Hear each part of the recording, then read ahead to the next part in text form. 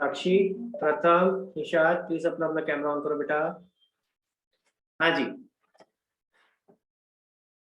तो ये आपको पता होना चाहिए ट्रिप विल में क्या क्या आता है। ठीक है, किसी को नहीं पता तो प्लीज अपनी कॉपी में दोबारा से चेक करो मैंने क्या लिखवाया था। तो नॉन ऑपरेटिंग एक्सपेंस में नहीं बताया था, नॉन ऑपरेटिंग इनकम क्या होता है? ड्रिप। ठीक है, तो ऊपर आता है ट्रिप विल और नीचे आता है नॉन ऑपरेटिंग एक्सपेंस में ड्रिप। क्लियर हो गया? और ऑपरेटिंग एक्सपेंस में क्या आता है? ऑल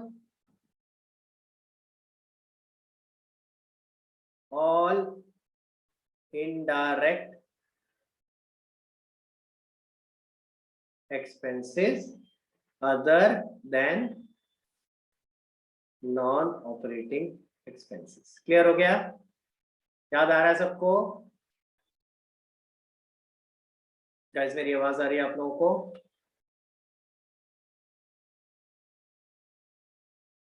हाँ जी, मेरी आवाज आ रही है गाइस आप लोगों को? आई थिंक बीच में थोड़ा सा नेटवर्क का प्रॉब्लम आ रहा है। अभी आ रही है? Very good. क्लियर हुआ सबको? ये निशाद कुछ डाउट है इसमें? आपने हैंड रेज किया हुआ, कुछ डाउट है क्या? सर जो नॉन ऑपरेटिंग इनकम है उसका फुल फॉर्म नहीं लिखा नहीं हुआ, सिर्फ नॉन मैंने तो ऑपरेटिंग लिखवाया था। कौन बताएगा भाई? चलो क्या होता है ड्रिप के फुल फॉर्म बताओ। डी से क्या होता है? कौन बताएगा भाई? अरे बिना देखे बताओ ना, ऐसे तो ना कॉपियां पन्ने पलटने शुरू हो गए। प्रीशा, गलत बात। थोड़ा सा कोशिश तो करो, दिमाग लगाया करो यार। देखने क्यों बैठ जाते हो? प्रॉब्लम यही होती है, हम ना गिव अप कर देते हैं बिना सोचे। हाँ जी शगुन, क्या होगा बेटा? ड्रिप का फुल फॉर्म बताओ बेटा।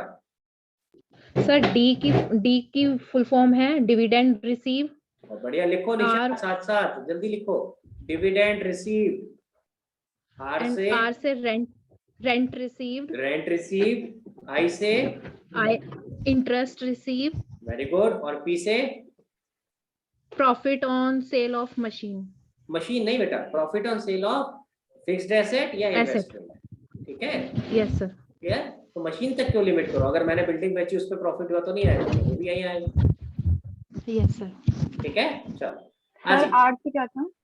आर से rent receive, dividend receive, rent receive, interest receive और profit on sale of fixed asset या फिर इन्वेस्टमेंट। चलो आगे। ओके, अब बस मैं आपके साथ आइडेंटिफाई करवा रहा हूं कि कौन सी आइटम नॉन करंट है, कौन सी नॉन ऑपरेटिंग है, कौन सी ऑपरेटिंग है। ठीक है, क्वेश्चन आप खुद सॉल्व करोगे। चलो देखो क्या है। इंटरेस्ट पेड कहाँ आएगा? बताओ भाई। बाय द वे देखो, लॉस बाय फायर ये हो गया एल, लॉस बाय फायर। ठीक है, इंटरेस्ट पेड कहाँ आएगा? विल का आई, नॉन ऑपरेटिंग एक्सपेंस, यानी ये भी क्या है? Non operating expense. डेप्रिसिएशन, क्या यहाँ कहीं डी दिख रहा है? तो ये क्या है? Operating expense. ठीक है, this is operating expense. Salary क्या है? सैलरी कहीं दिख रही है इसके अंदर? एस दिख रहा है, तो क्या होगा ये? Operating expense. वेजिस क्या है?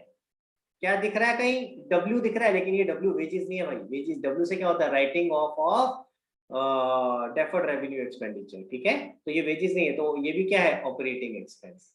ठीक है, प्रॉफिट ऑन सेल ये किस में आ जाएगा? ट्रिप के पी में आ जाएगा। ठीक है, यानी ये क्या हो गया? Non operating income. Dividend received ये भी नॉन ऑपरेटिंग इनकम। समझ आया? क्लियर हुआ गाइस? तो आपको अगर फंडा बताया कि क्या नॉन ऑपरेटिंग में आता है, क्या ऑपरेटिंग में आता है, फिर कुछ भी नहीं बचा क्वेश्चन। अब हो जाएगा। सर इसका क्या करेंगे? ऑपरेटिंग देखो, जब आप ऊपर वाला फॉर्मूला लगाओगे तो वहां से नेट प्रॉफिट निकलेगा। ऑपरेटिंग प्रॉफिट आपके पास है, नॉन ऑपरेटिंग एक्सपेंसेस ये दोनों हो गए। ठीक है, और नॉन ऑपरेटिंग इनकम ये दोनों हो गई। निकल आएगा नेट प्रॉफिट। क्लियर है? इसी तरह से जब आप नीचे वाला फॉर्मूला लगाओगे, operating profit is equal to gross profit minus operating expense, तो आपको ऑपरेटिंग एक्सपेंस ये सारे हो गए, ऑपरेटिंग प्रॉफिट अगेन दे रखा है 14,50,000, तो ग्रॉस प्रॉफिट निकल आएगा। क्लियर?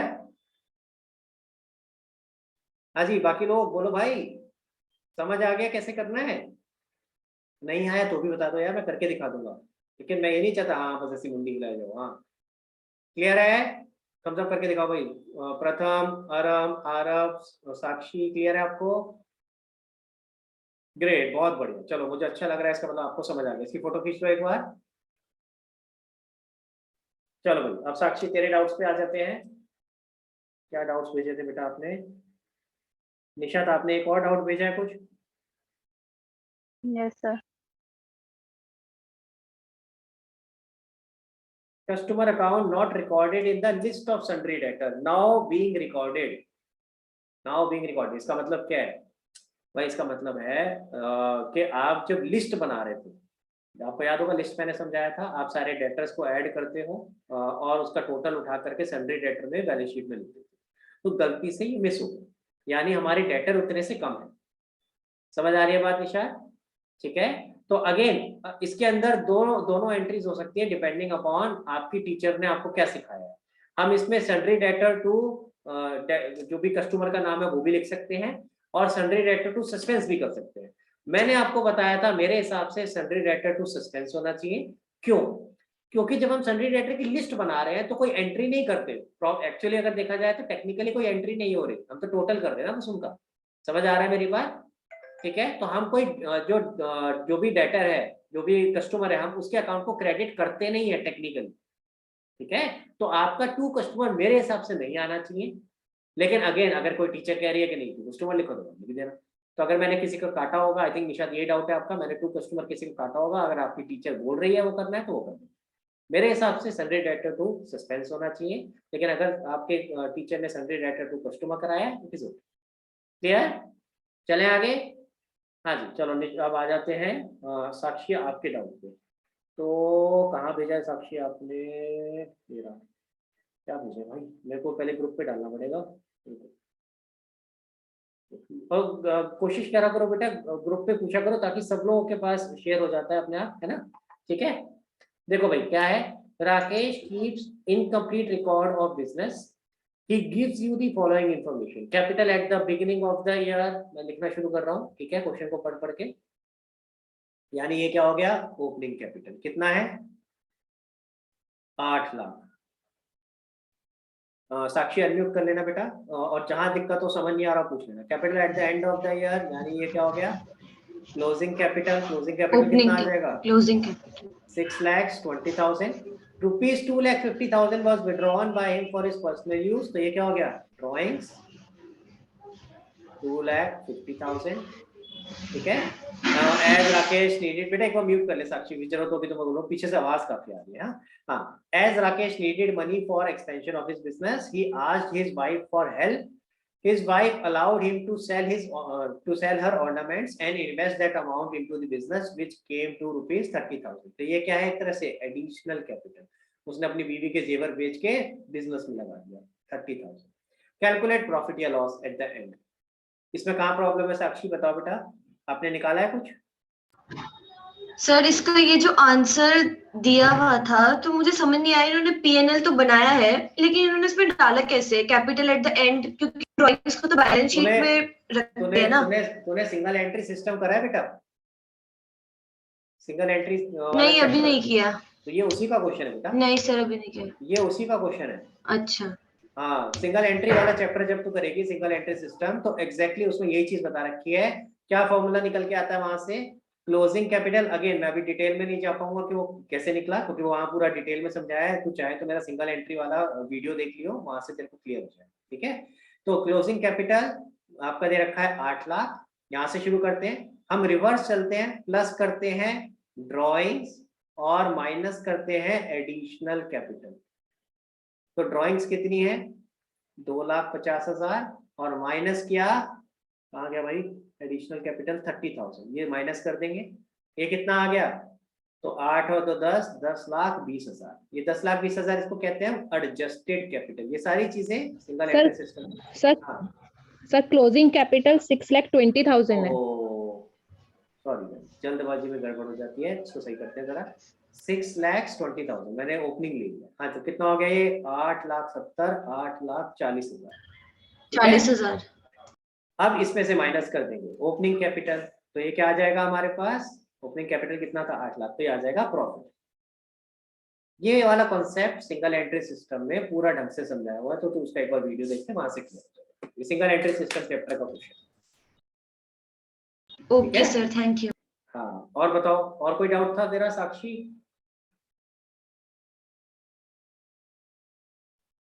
नो सर, अभी तो बस यही था। अब मुझे एक चीज का आंसर दे जरा। तू मेरी रेगुलर क्लासेस तो अटेंड नहीं कर रही है, तो फिर तेरे को समझ कैसे आ रहा है? तू वीडियोस बीच बीच में देखती है, क्या करती है? सर मैं आपकी वीडियोस ही देख रही थी, मतलब हो गए, अब तो टीएस प्रैक्टिस कर रही हूँ। नहीं नहीं, मेरा सवाल सिंपल ये था कि क्या तू सारे वीडियोस देख रही है या फिर जहां दिक्कत होती है वो वाले वीडियोस देख रही होती है?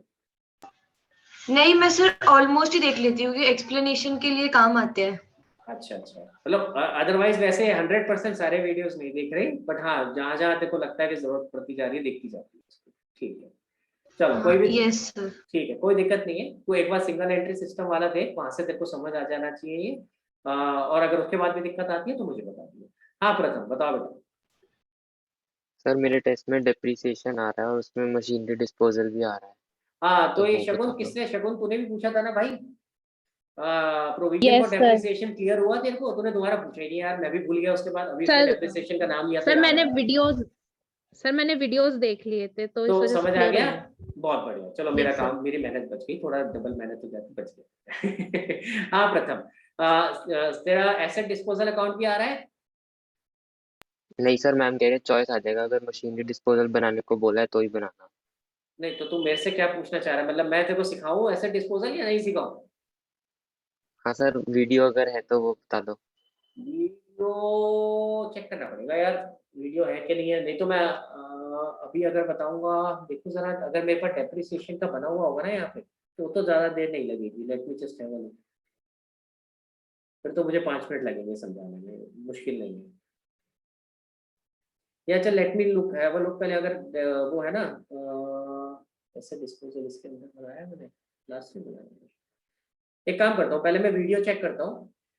रीजन बीइंग के थोड़ा सा अभी अगर मैं समझाऊंगा तो पहले बैकग्राउंड बताना पड़ेगा मुझे कि भाई क्या हुआ करता था इसमें, क्योंकि याद नहीं होगा ना ऐसे एकदम से देख के, बाकी बच्चों को कुछ भी समझ नहीं आएगा क्या बता रहे हैं सर।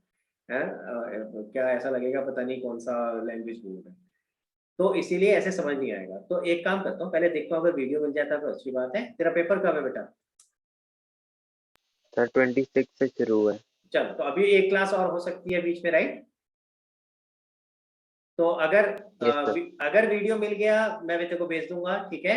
और अगर नहीं मिला तो नेक्स्ट क्लास में समझा, ठीक है? एक नेक्स्ट क्लास तक की वेट करके देख लेते हैं, अगर मिल जाता है तो अच्छी बात है। मुझे एक मैसेज डाल के छोड़ दे प्रथम, ठीक है? Yes sir. चलो ग्रेट गाइस, और किसी को कोई डाउट इससे पहले कि हम रैप अप करें? परीक्षा आपका पेपर है कल, तो एक दो वर्ड ऑफ एडवाइस, बाकी सब लोग भी सुन लो भाई। जो मैं बार बार बोलता हूँ, क्या बोलता हूँ, सबसे इंपॉर्टेंट चीज क्या है बता सकती है इस समय? सबसे रिवीजन। रिवीजन कैसे करोगे?